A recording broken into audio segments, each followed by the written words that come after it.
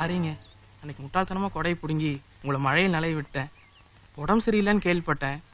மனசுக்கு ரொம்ப சங்கடமா போச்சுங்க. என்னை மன்னிச்சிடுங்க. இந்தாங்க உங்க கொடை. நீ தொட்டது மட்டும் இல்ல, பார்த்தது கூட நான் என் கையால தொட மாட்டேன். பெத்தவங்களுக்கு பொறுப்பாரு, பொறுக்கியா இருக்காத. உடம்ப வளர்த்த அளவுக்கு மூளையை வளர்த்துக்கோ, பொறுக்கி.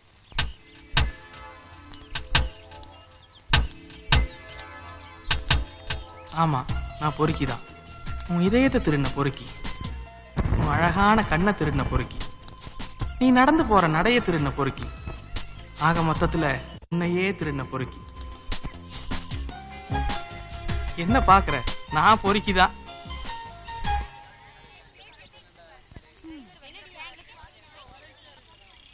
திட்டியாச்சா?